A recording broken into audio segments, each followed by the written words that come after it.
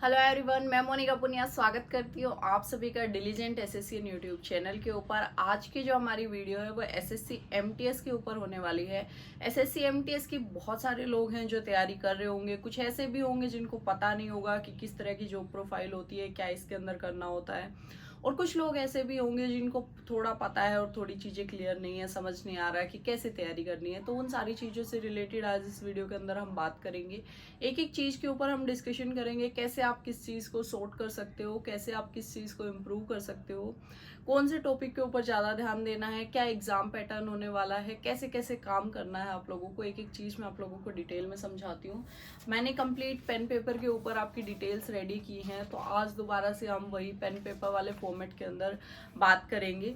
तो एक एक चीज़ को मैं आपको बहुत आराम से समझाऊंगी। आप लोगों को भी कोशिश करनी है कि आप इस वीडियो को बहुत ध्यान से देखो, जो जो इम्पोर्टेंट चीज़ें या जो जो इम्पोर्टेंट पॉइंट्स आपको लगते हैं उनको आप नोट डाउन करो और अपनी जो प्रिपरेशन है उसको अच्छे से करते हुए अपना जो सिलेक्शन है उसके पास पहुंचो। तो फटाफट से आ जाते हैं हम पेन और पेपर के ऊपर, ज़्यादा टाइम वेस्ट ना करते हुए हम अपनी जो प्रिपरेशन स्ट्रेटेजी है उसको डिस्कस। तो चलिए शुरू करते हैं। SSC MTS 2024। सबसे पहले तो एसएससी एमटीएस होता क्या है। एसएससी एक स्टाफ सिलेक्शन कमीशन होता है जो अलग अलग पोस्टिंग्स के लिए, अलग अलग जॉब्स के लिए अपने जो सिलेक्शंस है वो करवाता है। एमटीएस होता है मल्टीटास्किंग स्टाफ, मतलब अलग अलग तरह के टास्क आप लोगों को करने होते हैं। क्वालिफिकेशन क्या है इसके लिए, 10th पास आप होने चाहिए। सैलरी कितनी होती है ये डिपेंड करता है आप कौन से रीजन के अंदर पोस्टेड हो। अगर आप दिल्ली वगैरह में पोस्टेड हो आपकी सैलरी ज़्यादा होगी क्योंकि ये एक्स सिटी के अंदर आता है। अगर आप पोस्टेड हो किसी छोटी सिटी के अंदर, जैसे मैं हिसार से हूँ, अगर आप हिसार में पोस्टेड हो तो आपका एचआरए कम होगा और आपकी जो सैलरी है वो कम बनेगी। लगभग 25 से 33-34 हज़ार रुपये के अराउंड आपकी सैलरी बनती है। जॉब प्रोफाइल, आपको काम क्या करना होता है वहाँ पे, आपको जो मेजरली फाइल ट्रांसफ़र, जैसे कि किसी ऑफिसर ने बोला कि ये फ़ाइल को वहाँ दे आओ तो आपको वो काम करना होगा। इस फाइल को वहाँ से ले आओ वो आपको करना होगा। उसके साथ में आपको कुछ प्रिंट करवाने के लिए दे दिया, इसका फ़ोटोकॉपी करवा लाओ, इसको स्कैन कर दो, इसकी पीडीएफ बना दो। इस तरह के काम आपको करने होंगे। कभी कभार ऐसा होगा कि अगर आपके ऑफिस में कोई और ऐसा स्टाफ अवेलेबल नहीं है जो चाय वगैरह ला के दे देते हैं, यूजुअली प्राइवेट हायर करते हैं, अगर वैसी सिचुएशन नहीं है तो आपको वो चीज़ें भी करनी होंगी कि अगर बाई चांस वैसे ये सिचुएशन आती है, यूजुअली जो काम होता है वो आपको फाइल्स वगैरह से रिलेटेड, डाक इधर उधर देने से रिलेटेड ही काम होता है। तो ठीक ठाक एक काम होता है, इतना बहुत लो प्रोफाइल काम नहीं होता आपका, और उसके साथ साथ में आपको बहुत ज़्यादा टाइम मिल जाता है इस जॉब के अंदर। उसके बाद पोस्टिंग्स आपकी लगभग अच्छी जगह पे होती है, जहाँ पे भी आपके मिनिस्ट्रीज़ वगैरह के ऑफिसेज होंगे वहीं आपकी पोस्टिंग्स होंगी। एग्ज़ाम डेट्स जो है अभी तक आप लोगों का जो नोटिफिकेशन है वो आया नहीं है, तो बहुत ही रिसेंटली आप लोगों को नोटिफिकेशन देखने को मिलेगा। एग्ज़ाम लगभग जुलाई या अगस्त एंड में आप लोगों के जो एग्ज़ाम्स हैं वो करवा लिए जाएंगे। उसके बाद जो सबसे इम्पोर्टेंट है वो है एग्ज़ाम पैटर्न। एग्ज़ाम पैटर्न काफ़ी चेंज हो गया है इसका। तो इसके अंदर सेशन 1 और सेशन 2 दो टाइप के आप लोगों के बोल सकते हो, दो सेशंस होते हैं आपके। एग्ज़ाम एक ही होता है, एक ही दिन के अंदर ये कंडक्ट करवाए जाते हैं। इसमें फर्स्ट होता है मैथ्स और रीजनिंग, जिसके अंदर 20-20 क्वेश्चन होते हैं और पर क्वेश्चन 3 नंबर का होता है। इसके अंदर कोई भी नेगेटिव मार्किंग नहीं होती है। 45 मिनट में आपको करना होता है, क्वालिफाई आपको करना है। उसके बाद में जीएस और इंग्लिश, इसके 25-25 क्वेश्चन आते हैं, पर क्वेश्चन 3 नंबर का होता है, और आपकी जो नेगेटिव मार्किंग होती है वो 1/3 की होती है। बहुत ज़्यादा हो जाती है नेगेटिव मार्किंग 1/3 की। टोटल मार्क्स आपके 150 होते हैं, और जो कट ऑफ लगती है वो आपकी आउट ऑफ इस जो 150 मार्क्स हैं इनके अंदर से ही आपकी कट ऑफ लगेगी। तो ये जो सब्जेक्ट्स हैं पहले कंपेरेटिवली मैं बोल सकती हूँ आसान होती थी चीज़ें, क्योंकि इन दो सब्जेक्ट के अंदर स्कोर कर लेते थे, इनके अंदर नहीं भी हो पाया तो बात बन जाती थी। लेकिन अब ये क्वालिफाइंग है तो इनके अंदर स्कोर करना बहुत ज़्यादा इंपॉर्टेंट हो जाता है, तभी आप लोग अपने एग्ज़ाम के अंदर अच्छा कर पाओगे। तो अब इनके अकॉर्डिंगली हम अपनी जो स्ट्रेटेजी है उसको बनाएंगे और उसके अकॉर्डिंगली काम करेंगे। अभी आप लोगों की जो टाइम मैनेजमेंट है उससे रिलेटेड मैं बताती हूँ। मेरी अगर मैं एक आपकी जगह तैयारी कर रही होती तो मेरा ये प्लान होता कि मैं इन दोनों सब्जेक्ट के ऊपर लगभग 3 या 3.5 घंटे दूंगी, और इन दोनों सब्जेक्ट के ऊपर मैं 6 घंटे के अराउंड टाइम दूंगी। लगभग 8 से 9 घंटे का टाइम मैं अपनी प्रिपरेशन को दूंगी, तभी जाके एक अच्छी तरह से प्रिपरेशन मैं इस एग्ज़ाम के लिए कर पाऊंगी। तो एग्ज़ाम और ये सारे जो पैटर्न हैं, इन सब के लिए आपको एक तो क्या करना होता है, सबसे ज़्यादा तो आप लोगों को एग्ज़ाम पैटर्न वगैरह के बारे में कब पता लगता है, जब आप मॉक टेस्ट अटैम्प्ट करते हो। तो मॉक टेस्ट अटैम्प्ट करने के लिए आप लोगों के पास में बहुत सारे प्लेटफॉर्म होते हैं। हमेशा मैं आपको बोलती हूँ कि टेक्स्ट बुक से मॉक टेस्ट ज़रूर अटैम्प्ट करना, और टेक्स्ट बुक के ऊपर फ़िलहाल आप लोगों की सेल चल रही है, तो आप अपना जो टेस्ट पास है वो ले सकते हैं 263 के अंदर। बहुत ही कम प्राइस के ऊपर आपको टेस्ट पास मिल रहा है। अपना DSSC कूपन कोड लगाओगे 12% का डिस्काउंट आप लोगों को मिल जाएगा। आप अपना टेस्ट पास ले लीजिए। टेक्स्ट बुक पास प्रो वाला वर्जन लेना है, हमेशा मैं आपको समझाती हूँ, ऑलरेडी आपको पता होगा।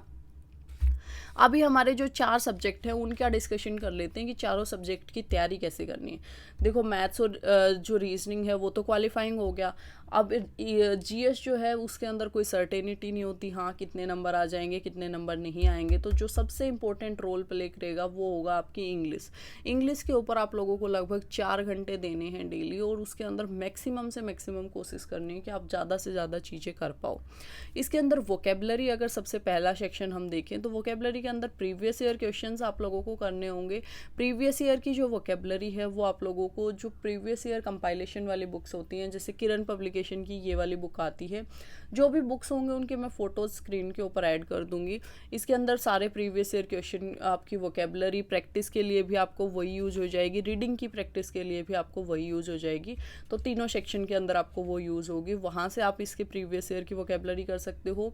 अगर याद नहीं होती है तो रूट वर्ड की हेल्प से जा सकते हो। नियॉन पब्लिकेशन की एक वर्ड पावर नाम से बुक आती है, फ्री PDF जो है वो मैं अपने टेलीग्राम चैनल के ऊपर डाल दूंगी, वहाँ से आप ले सकते हो। टेलीग्राम चैनल अगर अभी तक किसी को नहीं पता है तो डिलीजेंट एसेसियन अगर आप सर्च करोगे या मोनिका पुनिया सर्च करोगे टेलीग्राम के ऊपर, तो आपको अपना टेलीग्राम चैनल मिल जाएगा।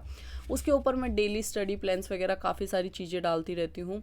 उसके बाद में आपको जो वोकेबलरी है वो नीतू सिंह मैम की वॉल्यूम 1 के जो पीछे वोकेबलरी है वो भी करनी है। इन तीनों टाइप की वोकेबलरी जो है वो काफ़ी इंपॉर्टेंट है आपके लिए। फर्स्ट और लास्ट तो आप लोगों को ज़रूर से कर लेनी है। अगर रूट वर्ड की आपको ज़रूरत नहीं पड़ती तो आप उसको अवॉइड भी कर सकते हो।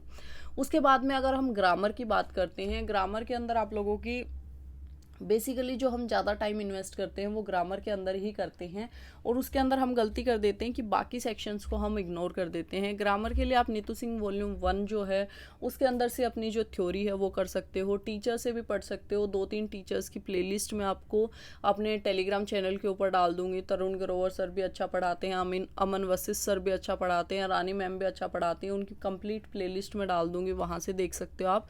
और PYQ प्रैक्टिस वही जो अभी मैंने आपको किरण की बुक बताई थी, या फिर कोई और बुक आपके पास में अवेलेबल है, उससे आप अपने PYQ के क्वेश्चंस प्रैक्टिस कर सकते हो। जो रीडिंग वाला सेक्शन होता है उसके अंदर डेली आपको कोई ना कोई बुक या फिर कुछ भी आपको ट्राई करना है कि आप थोड़ा बहुत रीड करो। उसके साथ में नियॉन की बुक्स आती हैं, क्लोज टेस्ट, PQRS, पैसेज, जो भी सेक्शन आपका वीक है उनकी आप बुक लेके उनके अंदर से आप अपने जो प्रिपरेशन है वो कर सकते हो। उसके अंदर काफ़ी सारे मेथड्स बता रखे हैं अलग अलग तरीके से, कैसे आप कौन सी चीज़ को इम्प्रूव कर सकते हो। तो उसकी भी आप हेल्प अपनी जो प्रिपरेशन है उसके अंदर ले सकते हो। इन सारी बुक्स की फ्री PDF मैंने अपने टेलीग्राम चैनल पे डाली हुई है। अगर बुक नहीं लेना चाहते तो फ्री PDF से भी आप पढ़ सकते हो। उसके बाद आ जाता है GS, क्योंकि GS को भी ऑब्वियसली पढ़ना तो है ही। 75 में से 75 भी इंग्लिश में ले आओगे। उसके बाद भी हमें कुछ ना कुछ ज़रूरत रहेगी GS के अंदर स्कोर करने की। तो एक जनरल स्टडीज़ वाला सेक्शन होता है जिसके अंदर थ्योरी आती है, जिसके अंदर आपकी पॉलिटी, हिस्ट्री, ज्योग्राफी टाइप के क्वेश्चंस आते हैं। एक स्टैटिक GK का सेक्शन होता है, एक करंट अफेयर्स का सेक्शन होता है। तो जो इसकी थ्योरी है, थ्योरी के लिए आप थ्योरी की 2-3 बुक्स आती हैं, ल्यूसेंट आती है, एक अरिहंत आती है, और एक किरण की 1 लाइनर वाली बुक आती है। इन तीनों में से कोई भी एक बुक ले सकते हैं। जो GS आपकी पूछी जाती है MTS के अंदर, बहुत ज़्यादा आप ऐसे नहीं बोल सकते डीप क्वेश्चन पूछे जाते हैं, काफ़ी सिंपल क्वेश्चंस पूछे जाते हैं। आप किसी भी जो भी सब्जेक्ट आप पढ़ रहे हो, जो भी टॉपिक आप पढ़ रहे हो, उसकी एक यूट्यूब से वीडियो देखिए, उसके बाद में थोड़ी सी उसकी थ्योरी पढ़िए और प्रीवियस ईयर क्वेश्चंस प्रैक्टिस कर लीजिए। प्रीवियस ईयर क्वेश्चंस के लिए सारे सब्जेक्ट की बुक आती है किरण पब्लिकेशंस की, आप उनकी ले सकते हो। किसी और पब्लिकेशन की आपको लेनी है तो आप उनकी ले सकते हो। ऑलमोस्ट प्रीवियस ईयर क्वेश्चन ही रिपीट होते हैं, इसलिए हमें प्रीवियस ईयर क्वेश्चंस की बुक लेना बहुत ज़्यादा इंपॉर्टेंट है। उसके बाद में स्टैटिक GK, एक गॉडफादर नाम से स्टैटिक GK की बुक है नियॉन पब्लिकेशन की, जिसके अंदर उन्होंने PYQs भी डाले हुए हैं और थ्योरी भी डाली हुई है। उसकी फ्री PDF मेरे टेलीग्राम चैनल पे अवेलेबल है, वहाँ से ले सकते हो। बाय करना चाहते हो तो बाइंग लिंक मैंने डिस्क्रिप्शन बॉक्स में डाल दिया है। और PYQ वही अब मैंने अभी जो आपको यहाँ वाली बुक बताई थी किरण वाली, उसी से प्रैक्टिस कर सकते हो। करंट अफेयर्स इस एग्ज़ाम में बहुत ज़्यादा नहीं पूछे जाते हैं, तो मैं आपको कहूँगी कि लास्ट 6 मंथ के करंट अफेयर्स आप लोगों को अच्छे से कर लेने हैं। लास्ट 6 मंथ के करंट अफेयर्स के लिए एक सुपर करंट अफेयर्स की जो आभास सैनी सर है उनकी PDF आती है, वो भी काफ़ी अच्छी होती है। और आपकी RBE जो रेवोल्यूशन टेलीग्राम चैनल है या यूट्यूब चैनल है, वो भी आपको करंट अफेयर्स की PDF प्रोवाइड करवा देते हैं, आप उनको रेफ़र कर सकते हो। या फिर कोई और PDF या बुक आपको अच्छी लगती है तो आप उसके रेफ़र करके कर सकते हो। और साथ में आप लोगों को उसकी वीडियोस देख लेनी है, जो मंथली कंपाइलेशन की वीडियोस यूट्यूब चैनल के ऊपर अवेलेबल होती हैं। उसके बाद में मैथ्स की अगर हम बात करें तो मैथ्स के अंदर आपको वीडियोस देखनी है जहाँ से आप थ्योरी करोगे और PYQ क्वेश्चंस प्रैक्टिस करोगे। PYQ क्वेश्चन प्रैक्टिस करने के लिए आपको प्रीवियस ईयर का चैप्टर वाइज कंपाइलेशन लेना होगा, जिसके लिए आप किरण पब्लिकेशन की बुक भी रेफ़र कर सकते हो, जो ऑलरेडी मैं आपको पहले ही बता चुकी हूँ कि चारों सब्जेक्ट्स की आती हैं।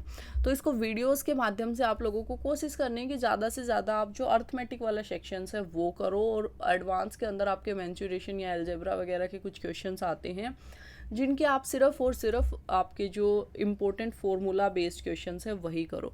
इसके अंदर सिर्फ हमें पास होना है। पास होने के लिए मैक्सिमम हम मार्क्स जो स्कोर करेंगे वो रीजनिंग से करेंगे, और मैथ्स के अंदर से कुछ 5-10 टॉपिक हम कर लेंगे और उनके प्रीवियस ईयर क्वेश्चंस लगा लेंगे, हमारा मैथ का काम हो जाएगा। उसके साथ में सेक्शनल मॉक टेस्ट अगर हम बात करें रीजनिंग की, बहुत ज़्यादा इंपॉर्टेंट है। आपकी जो टेक्स्ट बुक के पास प्रो मैंने बताया उसके अंदर सेक्शनल मॉक टेस्ट अवेलेबल है।